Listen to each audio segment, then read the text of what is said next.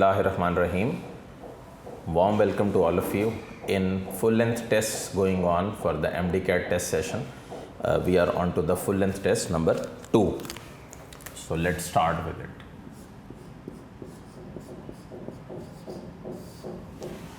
बेटे सबसे पहले द फर्स्ट थिंग जो हमने करनी है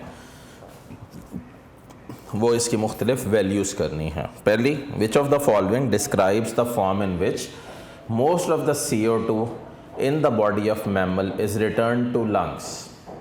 सबसे पहले ये बताएं कि जो कार्बन डाइऑक्साइड बनती है, यहाँ से देख रहे हैं, वो 70% जाती है बाइकार्बोनेट आयंस की फॉर्म में, 20% जाती है कार्बोक्सी हीमोग्लोबिन की फॉर्म में, तकरीबन 5% जाती है एज अमाइनो ग्रुप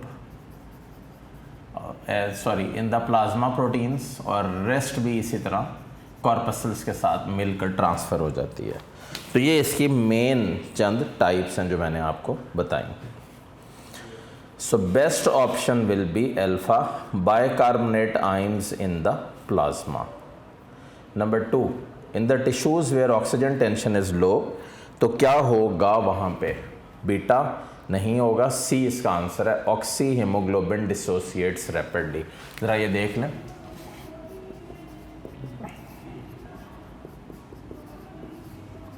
कौन बनाता है? कार्बोनिक एनहाइड्रेज Hb+O2 में डिसोसिएट हो जाती है. कहाँ पे जाके? टिश्यूज़ में. ठीक है, टिश्यूज़ में. तो ये आपके पास इसकी एक पूरी बेटा एक सेटअप बन गया. ठीक है, haemoglobin, then oxy haemoglobin, then इसके बाद आगे. Third, before entering the TCA the pyruvate produced by glycolytic pathways first converted into, बताइए जी, it is converted into alpha acetyl CoA. ठीक है, तो ग्लाइकोलाइसिस की वजह से जो पायरोवेट है वो सबसे पहले किस में कन्वर्ट होता है? Acetyl CoA. अब ज़रा याद करें वो स्टेप, पायरोवेट एसीटेट बना रहा है जो एक्टिव फॉर्म है. तो यहाँ पे एंजाइम कौन सा है? Carbonic anhydrase. ठीक है, कार्बोनिक एनहाइड्रेज. आगे चलें बेटे. 3 का आंसर था alpha. Fourth, in non-cyclic photophosphorylation water molecules are split. पहला स्टेप, ऑक्सीजन is released. दूसरा, and hydrogen ions are taken up by an acceptor molecule. Which of the following is hydrogen acceptor? यहाँ पे क्या NAD करेंगे या NADP करेंगे? ये है Z स्कीम. ये देखें, नॉन साइक्लिक N बन रहा है, नज़र आ रहा है, वैसे Z स्कीम है. इसमें 2 फोटो सिस्टम इन्वॉल्व हैं. अब ज़रा मैं इसके MCQs रिकैप करवा दूँ आपको. पहला, the requirements for non cyclic photophosphorylation are requirements. Number 1 photo system, number 2 light, number 3 water, number 4 various enzymes also. होता कहाँ है? ये थिलाकॉइड मेम्ब्रेन के ऊपर. ठीक हो गया. तो इसका बेस्ट आंसर क्या होगा? 4th का, चार्ली, NADP. ठीक है, nicotinamide adenine dinucleotide phosphate. Okay. 5th, during photosynthesis which process releases electrons that return chlorophyll molecules to their reduced state. सही है, वो कौन सा प्रोसेस है जो इलेक्ट्रॉन्स को रिलीज़ करता है और वो क्लोरोफिल मॉलिक्यूल को रिड्यूस स्टेट में रिटर्न करते हैं? तो आंसर क्या होगा? Delta, photolysis of water. ठीक है, photolysis. What is photolysis? The breakdown of water. जब वाटर टूटेगा तो हाइड्रोजन आयंस और हाफ ऑक्सीजन में कन्वर्ट हो जाएगा. 6th, which statement only applies to carbon fixation in photosynthesis? बेटे केल्विन साइकिल याद करें, उसमें हो रही है कार्बन फिक्सेशन. कार्बन फिक्सेशन में जो मेन एंजाइम इन्वॉल्व है उसका क्या नाम है? रुबिस्को. रुबिस्को क्या है? रुबिस्को वो एंजाइम है जिसके 2 मुंह हैं और ये मोस्ट अबंडेंट वर्ल्ड प्रोटीन भी है. ये प्रैक्टिस टेस्ट में भी लिखा हुआ है. रुबिस्को के 2 मुंह हैं, कार्बोक्सिलेज और ऑक्सीजनेज. कार्बोक्सिलेज करवाता है कार्बन फिक्सेशन और ऑक्सीजनेज करवाता है ऑक्सीजन फिक्सेशन. ठीक हो गया। तो इसका बेस्ट आंसर क्या होगा कार्बन फिक्सेशन का? Alpha. A 5 carbon compound is the acceptor for CO2। ठीक हो गया बेटे। 7th, which of the following cell structures contain the highest concentration of RNA। RNA सबसे ज़्यादा कहाँ बनेगा या कहाँ होगा? क्योंकि देखो राइबोसोम भी तो कहीं बन रहे हैं ना, तो इसका बेस्ट आंसर क्या होगा? Delta nucleolus. न्यूक्लियोलस बेटे राइबोसोम की फैक्ट्री है। राइबोसोम पैलेट पार्टिकल्स हैं, इनके अंदर RNA और प्रोटीन 1:1 की बेस पे मौजूद होता है। 8th, polysaccharides are synthesised in plants by the process of. कहाँ बन रहे हैं polysaccharides? By the process of alpha condensation. ठीक है, कंडेंसेशन की वजह से हो रहा है ये। 9th, which of the following type of bond is principally concerned in maintaining the alpha helix shape of secondary protein structure। Alpha helix कौन बना रहा है? Hydrogen bonds. सबसे पहले कौन सा पेप्टाइड बॉन्ड है, उसके बाद वो फोल्ड और सब फोल्ड करता है और वो हाइड्रोजन बॉन्ड्स में कन्वर्ट हो जाता है। 10, an enzyme increases the rate of reaction by delta bringing the reacting molecules into precise orientation with each other। ठीक है, that is the best answer। 11th, the part of the human being having control over intelligence and personality is। बताएं जी कौन सा part है brain का जो intelligence, reasoning, judgement को डील कर रहा है? सेरिब्रम। सेरिब्रम के ऊपर और भी MCQ जरा सुन लें। Largest part of the brain, outer folds are called cerebral cortex. Cerebrum has 2 hemispheres. कौन से? राइट और left cerebral hemisphere. Right cerebral hemisphere controls left side of the body, left cerebral hemisphere controls right side of the body. 11th का answer है alpha. 12, आपको chapter 12 के साथ link कर दिया इसको। रिकम्बिनेंट DNA टेक्नोलॉजी, जो DNA यहाँ पे बनता है उसका नाम है chimeric DNA। The first organism use to provide molecular carrier was E coli ना, तो इसका बेस्ट आंसर होगा डेल्टा इंटेस्टाइनल बैक्टीरिया। ठीक है। 13, a sex influenced human trait is controlled by a gene charlie whose mode of expression depends on the sex of the person। ठीक है, किसके ऊपर डिपेंड करता है? सेक्स ऑफ द पर्सन पे।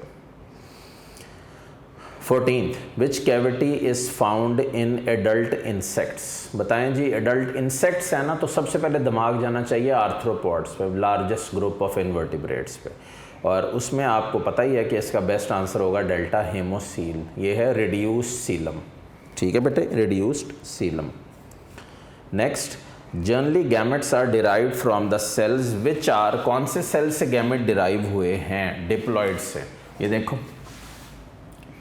Diploid cell into haploid cell, process का नाम gametogenesis और डिवीजन का नाम meiosis. Meiosis occurs in diploid cells only. Mitosis occurs in both diploid and haploid cells।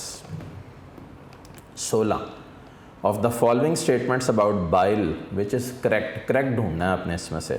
Best answer क्या होगा? Delta, it emulsifies fat.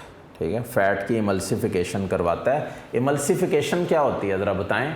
Larger fat droplets को smaller fat globules में convert करना, और इस इमल्सिफिकेशन की वजह से क्या होता है कि छोटे ग्लोब्यूल्स बनते हैं, फिर वो एज सच इस फॉर्म में एग्जिस्ट करते हैं। 17, not a necessary factor for a natural selection to occur in a population alpha.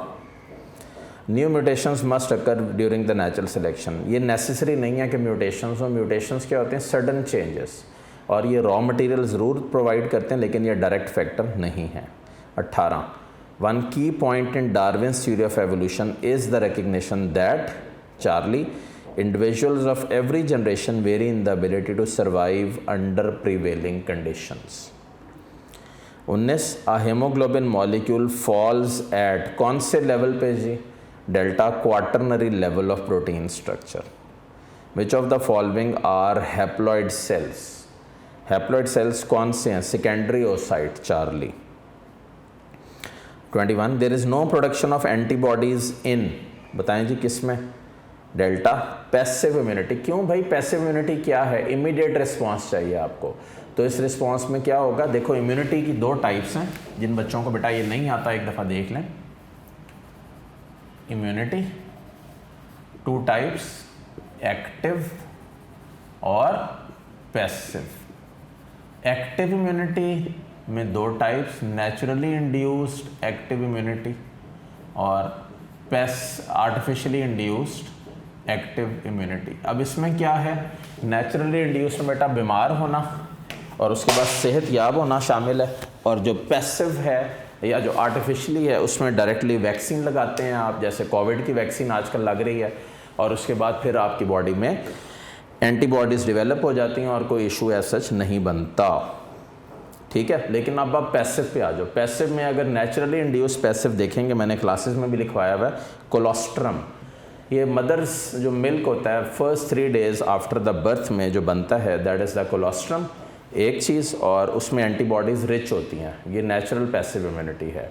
दूसरी होती है जिस तरह वेनम है, स्नेक बाइट के बाद एकदम आपको जहर आ गया बॉडी में, टॉक्सिन्स आ गए हैं, तो क्या वेट करेंगे एंटीबॉडी बनने का या आपको फ़ौरन उसका एंटीडोट चाहिए, बताएं। डेफिनेटली आपको उसका एंटीडोट चाहिए। सो इसका बेस्ट क्या होगा कि आप फौरी तौर पे इंजेक्शन लगवा लें एंटीबॉडीज़ का, यानी कि एंटीडोट लगवा लें उस सांप के या बिच्छू के या किसी और जहरीले जानवर के जहर का। 22 विच bond is potential source of chemical energy for cellular activities, बताएं जी कौन सा। CH carbon hydrogen. 23 in what stage of aerobic respiration is a 3 carbon molecule oxidized and CO2 is released। ये यही है आपके पास पायरोवेट इनटू एसीटेट। यहाँ पे एंजाइम कौन सा इन्वॉल्व है, डी कार्बोक्सिलेज। अगर चैप्टर 11 का लास्ट पेज पढ़ लें तो वहाँ पे फॉस्फोफ्रुक्टोकाइनेज और डी कार्बोक्सिलेज के हवाले से 2 बातें क्लियर हैं। फॉस्फोफ्रुक्टोकाइनेज फॉस्फोराइलेशन करवाता है और डी कार्बोक्सिलेज क्या करता है, इसको इनहिबिट का, अगर NADH की मिकदार बढ़ जाती है तो सारे स्टेप को रोक देता है। ठीक है बेटा, आगे बढ़ जाएं। We are on to the 23rd हो गया आपके पास, oxidation of pyruvate. 24th total inside capacity of lungs when fully inflated is, बताइए जी टोटल कैपेसिटी क्या होगी लंग कैपेसिटी। आंसर है 5000 ml। हर वक्त कितना वॉल्यूम ऑफ एयर लंग्स में रहता है, 1500 ml। ठीक है, और बाकी जो एक्सचेंज होता है वो कितना है, 3500 ml। Which of the following modifies proteins and lipids by adding carbohydrates, बताएं जी। आंसर है अल्फा गोल्जी अपरेटस। क्यों, Golgi apparatus packaging centre of the cell है, ये मॉडिफिकेशंस करवाता है, ये चेंजेस लाता है और अल्टीमेटली क्या होता है कि नए से नए सेल्स प्रोड्यूस हो रहे होते हैं। ठीक है। 26 name the one involve in DNA replication of bacteriophage, बताएं जी कौन है जो रेप्लिकेशन में इन्वॉल्व है। 2 हैं, DNA पॉलीमरेज एंजाइम तो डेफिनेटली इन्वॉल्व है, और मीसोसोम्स क्या होते हैं, ज़रा थोड़ा सा रिकॉल करें चैप्टर 6 को, टॉपिक 10 है आपका MCAT का। तो mesosomes are the invaginations of cell membrane in bacteria, they are involve in the replication process. ठीक है, done. The 27 the visual evidence in favor of evolution is provided by, बताएं जी कौन visual evidence दे रहा है, fossils। Beta. Which form of anaerobic respiration occurs in muscle cells of humans and other animals during extreme physical activity। जब बहुत ज़्यादा physical activity होती है तो क्या होता है कि कार्बन डाइऑक्साइड की मिकदार मसल्स में बढ़ना शुरू हो जाती है, ऑक्सीजन की घटना शुरू हो जाती है और फर्मेंटेशन शुरू हो जाती है, जिसकी वजह से लैक्टिक एसिड एक्यूमुलेट होना शुरू हो जाता है। ठीक है, और इसको बोलते हैं beta lactic acid fermentation. 29 oxygen और organisms involve in the transmission of malaria from infected to healthy person is, बताएं जी कौन है जो ट्रांसमिट करता है मलेरिया को, मच्छर, female Anopheles mosquito. So best answer इसका क्या होगा, एन इंसेक्ट। प्लाज्मोडियम ना करिएगा क्योंकि plasmodium is the cause of malaria. पहला है एंट अमीबा हिस्टोलिटिका, इसका लिख लें कॉजेज अमीबिक डाइजेंट्री। दूसरा है Trypanosoma, Trypanosoma African sleeping sickness cause करता है। ट्रिपेनोसोमा कॉज है, वेक्टर नहीं है, वेक्टर इसका होगा सेटसी फ्लाई, जिसको आप बच्चे बोलते हो टस्सी टस्सी फ्लाई। ठीक है बेटे। Does not have a body cavity, very simple, acoelomates. Sponges नहीं हो सकता, निडेरियंस हो सकता है। स्पॉन्जेस में स्पॉन्जोसील होती है, स्पॉन्जेस एसिमेट्रिकल होते हैं और पैराजोआ में आते हैं, यानी कि पोरिफेरा में। 31 बेटे, which function of the liver takes place as an emergency situation? Answer is charlie, detoxification of poisons इसका बेस्ट रिस्पॉन्स होगा। ठीक है। 32, in the conversion of RuBP to phosphoglyceric acid, क्या होता है जी इस कन्वर्जन में? Alpha, a molecule of CO2 is accepted. 33, where are the enzymes located which are involved in the chemical reactions which occur during glycolysis? बताएं जी कहाँ पे enzymes हैं जो chemical reactions में involved हैं glycolysis में? Alpha, in the fluid matrix of cytoplasm. 34, in the conversion of glucose to 2 molecules of pyruvate, which of the following does not occur? कौन सा स्टेप है जो नहीं होता ग्लूकोज इनटू पायरुवेट में? अब ज़रा गौर करें। पहली ऑप्शन देखें, hydrolysis of ATP, definitely glycolysis में होती है ये। नंबर 2 लिखा है फॉस्फोराइलेशन ऑफ ADP, ये भी होता है ऑक्सीडेटिव फेज़ में।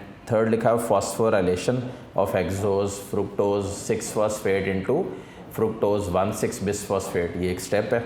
तो बेस्ट ऑप्शन इसका होगा डेल्टा, रिडक्शन ऑफ NADH।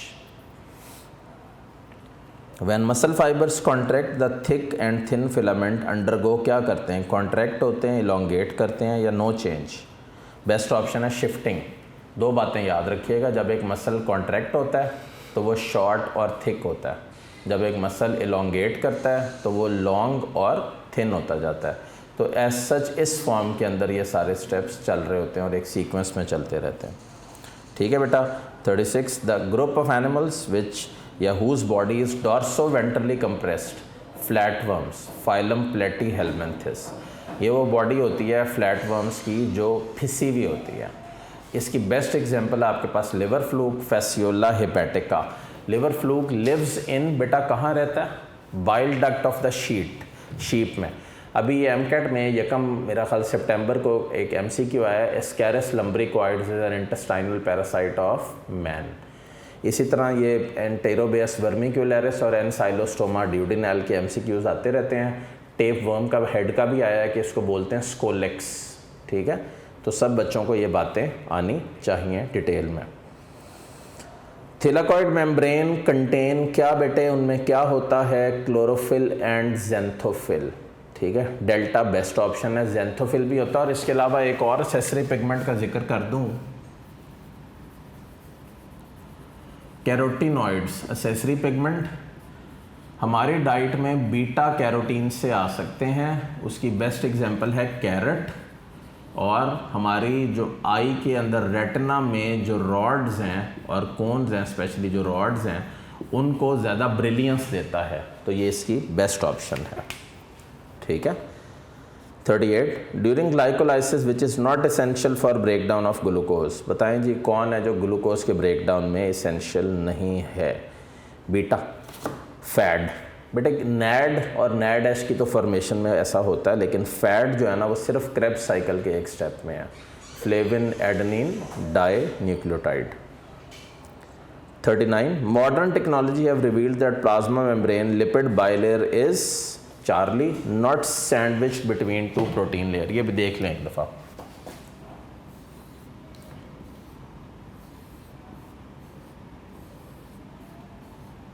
ये क्या बना रहा हूँ मैं बेटे?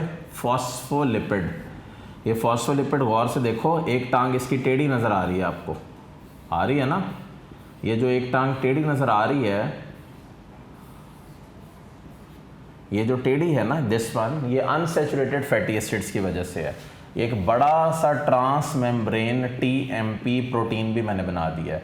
इसके अलावा इसका मतलब ये कि इस तरह होता है कि प्रोटीन्स जो है वो मोज़ाइक मैनर में होते हैं और लिपिड बाइलेयर ऐसे एग्जिस्ट कर रही होती है। This is how the whole scenario is occurring and is present.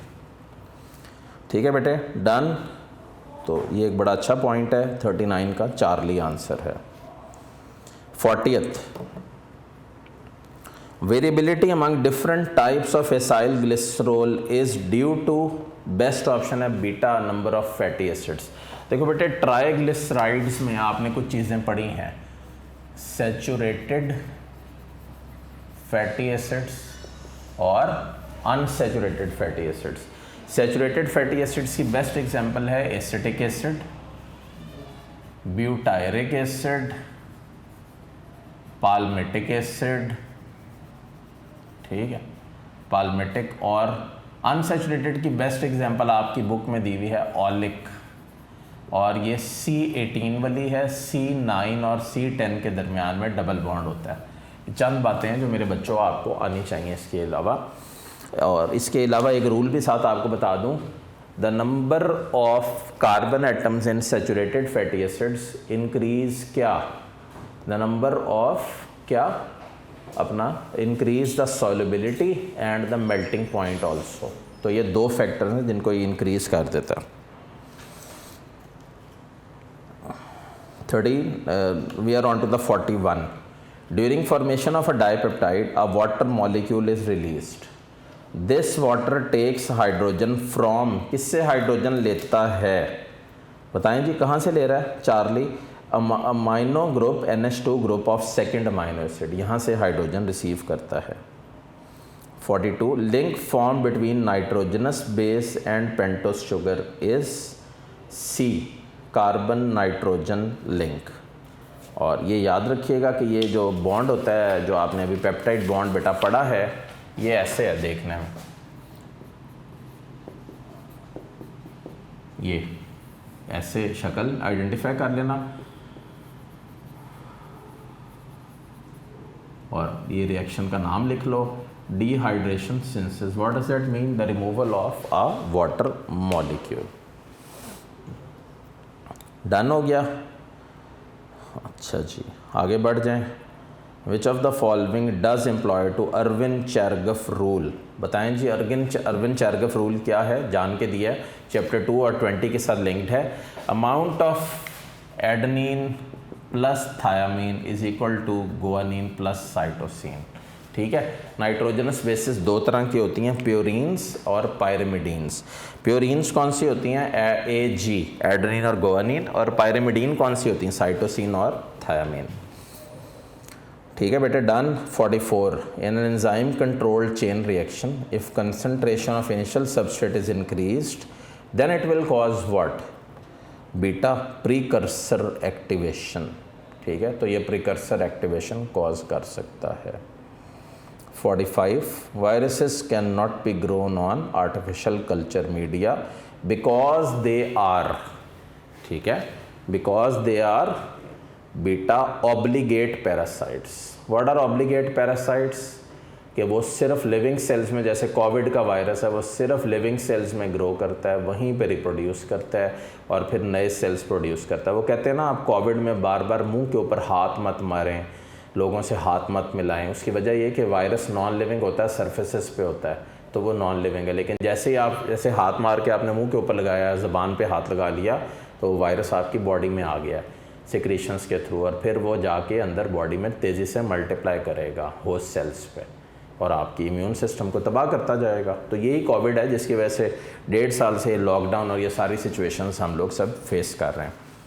45 का बेटा बीटा। 46, बड़ा interesting question. Which of the following correctly represents DNA molecule of chromatin body in bacterial cell? Beta, अगर single copy है तो वो circular double stranded DNA है। अच्छा, एक रूल बेटा सेट कर लो, ये आपके पास है बैक्टीरियल सर्कुलर DNA और देखने में ऐसा ही ये भी प्लाज्मिड भी यही होता है। ठीक है, natural extra chromosomal circular rings of DNA को प्लाज्मिड बोलते हैं। 47, at which of the following membrane potential it is difficult to excite neuron for action potential? Charlie, -90। देखो RMP की वैल्यू क्या होती है? -70 मिली वोल्ट। और एक बिल्कुल आप चले गए हाइपो एक्साइटेबल स्टेट में, यानी कि आपकी बॉडी एक तरह से नर्वस ब्रेकडाउन का शिकार हो गई है, तो वो -90 मिली वोल्ट होगा। और अल्फ़ा आपके पास क्या है -50, तो अगेन वो भी कोई इसमें लॉजिकल नहीं है, क्योंकि अगर AMP की बात करें तो +50 होता है वो, लेकिन वो ब्रीफ इंस्टेंट के लिए होता है और उसका ग्राफ मेरा ख्याल आप सबको आता है, फिर भी एक दफ़ा देख लें। ये है RMP, ये है डीपोलराइजेशन, ये है रीपोलराइजेशन और ये है रिकवरी या रिफ्रैक्टरी पीरियड। ठीक है, रिकवरी या refractory period. 48 cells with cylindrical appearances are found in, कहाँ होते हैं जी? Skeletal muscles. ये है skeletal muscle, multi nucleated. SRB मौजूद है, ठीक है, SRB मौजूद है, ग्लाइकोजन भी मौजूद है, मायोग्लोबिन भी मौजूद है, ये सब चीज़ें यहाँ पे मौजूद हैं। डन, आगे बढ़ते हैं। 49 releasing and inhibitory hormones for hypothalamus are carried to pituitary through, बताएं जी किसके थ्रू जाते हैं? Sensory neuron, motor neuron out कर दें दोनों, आर्टीरियल ब्लड के थ्रू जाते हैं या अपना वेनस ब्लड के थ्रू जाते हैं? अब ज़रा गौर करें, आर्टीरियल ब्लड वापस लेकर आ रहा है खून को, किधर? राइट एट्रियम में, जो आर्टरीज के थ्रू आ रहा है ना, बल्कि वो डिस्ट्रीब्यूट कर रहा है। अब आपने गौर करना है कि वो आर कैरिड टू पिट्यूटरी जाना है, उन्होंने निकलना कहाँ से? हाइपोथैलेमस से। तो ज़रा बेटा इसका आंसर होगा डेल्टा, वेनस ब्लड। हाइपोथैलेमस से जो खून निकलेगा वो वेन्स के थ्रू जाएगा पिट्यूटरी में, और रिलीज फैक्टर्स हों या इनहिबिटरी वो उसको ट्रिगर कर देंगे। फिर 50th a pituitary hormone inhibited by a factor from hypothalamus is, बताइएगा जी। 50 का है डेल्टा प्रोलैक्टिन, ठीक है, डट prolactin. 51 which of the following correctly represents level of testosterone in the body? बड़ा अच्छा MCQ PMC के टेस्टों में भी है और वैसे भी बहुत इंटरेस्टिंग है, तो इसका बेस्ट आंसर होगा चार्ली। बर्थ टू प्यूबर्टी क्या होगा? ये इंक्रीज़ करता जाएगा, लेकिन प्यूबर्टी के बाद ये लेवल बेटा कांस्टेंट हो जाएगा और फिर उसमें कोई ऐसा फ़र्क नहीं आएगा। 52 ट्रू अबाउट क्या? Peaks and valley of the action spectrum, तो इसका बेस्ट आंसर होगा डेल्टा, पीक ब्रॉडर और वैली क्या होगी? नैरोअर। अब ज़रा गौर करें कि ये क्या बता रहा है, ये बता रहा है ऐसा, ये है एक्शन स्पेक्ट्रम जिसमें ये आपके पास हैं पीक्स और बेटा ये आपके पास है वैली। और एंगलमैन ने 1883 में पहला एक्शन स्पेक्ट्रम दिया था स्पायरोगायरा के ऊपर। उसमें उसने क्या किया था कि इस ग्रीन एल्जे को उसने एक मीडियम वाटर मीडियम में रख के देखा था, क्योंकि एक्वेटिक है, तो उसने देखा कि जहाँ जहाँ फोटोसिंथेसिस ज़्यादा हो रही है वहाँ वहाँ बैक्टीरिया या एरोबिक माइक्रोब्स ज़्यादा इकट्ठे हुए हैं और वो ऑक्सीजन को उतना ज़्यादा कंज्यूम कर रहे हैं। 53 pyruvate decarboxylase can be inhibited by, बताएं जी किससे रुक जाता है ये? नंबर डेल्टा इसका आंसर है, increase in the NADH concentration. 54 Hardy Weinberg equilibrium is used to observe all at equilibrium except, किसको नहीं करती? Delta, gene locus. What is gene locus? जिस जगह पे जीन्स क्रोमोसोम के ऊपर लगी हुई हैं वो उसका लोकस पॉइंट है। ठीक है बेटे, अच्छा दो बीमारियां आ गई, फिनाइल कीटोनूरिया और अल्कैप्टोनूरिया, दोनों एक एक दफ़ा मैं 1 मिनट में रिव्यू करवा दूँ आपको। फिनाइल कीटोनूरिया म्यूटेशंस की वजह से होती है, जिसमें फिनाइल एलानीन डिग्रेड नहीं होता टायरोसिन, मतलब वो उसको डिग्रेड नहीं करता, और उसकी वजह क्या है कि वो एंजाइम मिसिंग होता है और वो सीक्वेंस न्यूक्लियोटाइड्स की मिसिंग होती है। और दूसरा है अल्कैप्टोनूरिया। अल्कैप्टोनूरिया में क्या होता है कि होमोजेंटेसिक एसिड यूरिन में से निकलता है, जिसकी वजह से यूरिन ब्लैक आती है। तो अल्कैप्टोनूरिया वाला जो सारा सिनेरियो है, these are the disorders caused by क्या? Charlie, change in nucleotide of the genes. ठीक है बेटे, done. 56 during mitosis in human cells how many kinetochore fibres can originate from each pole to bind with chromosomes? ज़रा गौर करें कि कितने fibre होंगे जो हर पोल से ओरिजिनेट करेंगे और फिर बेटा बाइंड करेंगे। ये देखें आपके पास माइटोसिस है, ये आपको मैं बना के दिखा रहा हूँ, पोलर माइक्रोट्यूब्यूल। अगर यहाँ पे मैं क्रोमोसोम लगा दूँ तो काइनेटोकोर माइक्रोट्यूब्यूल हैं, 4 मैंने क्रोमोसोम बना दिया। अब ज़रा सवाल पे गौर करें, माइटोसिस में कितने काइनेटोकोर फाइबर्स हैं जो हर पोल से ओरिजिनेट करते हैं और फिर क्रोमोसोम के साथ बाइंड करते हैं? तो 46 होगा, ठीक है, क्योंकि 23 यहाँ से लगेंगे, आगे 23 यहाँ से लगेंगे, और ये होल्ड कर रहे हैं उसको सेंटर के अंदर और क्या कर रहे हैं, मेटाफेस प्लेट बना रहे हैं। 57, विच of the following 2 parts structurally resemble with each other? Beta, haemoglobin और मतलब उसका आंसर है हीम, और पॉरफायरिन, ये दोनों आयरन कंटेनिंग अपना मेन रिंग्स हैं। नॉट ट्रू अबाउट, अच्छा, क्लोरोफिल के अंदर पॉरफायरिन रिंग है, उसके सेंटर में मैग्नीशियम होता है और हेमोग्लोबिन के अंदर आयरन होता है, स्ट्रक्चरली वैसे रिजेंबल करते हैं, तो बेस्ट आंसर बीटा है, कन्फ्यूजन में मत आइएगा। 58, not true about alleles, beta control the same phenotype, ठीक है, they definitely have no link with controlling, वो अपना मुख्तलिफ इफ़ेक्ट्स भी दे सकते हैं। 59, oxygen saturation of haemoglobin decreases very sharply, कब डिक्रीज करेगी? At delta, when the partial pressure of oxygen decreases sharply to 40 mm of mercury. इसका मतलब ये होगा कि जब ऑक्सीजन का प्रेशर बेटा डिक्रीज़ कर रहा है ना बॉडी में, तो ऑक्सीजन की डिमांड बढ़ रही है। अब जब ज़्यादा डिमांड की ज़रूरत है तो डेफिनेटली वो इस अंदाज में एग्जिस्ट करेगी। 60, all of the following plasma proteins are produced by liver except, बताइएगा, antibodies, Charlie antibodies are produced by plasma clone cell, और वो बीटा लिम्फोसाइट्स के साथ लिंक्ड है, ठीक है। 61, विच of the following pair of structure function is mismatched, बेटे बताएं मिसमैचिंग किसकी हुई हुई है? बीटा, गोल्जी अपरेटस और मसल कंट्रैक्शन, ये नहीं है।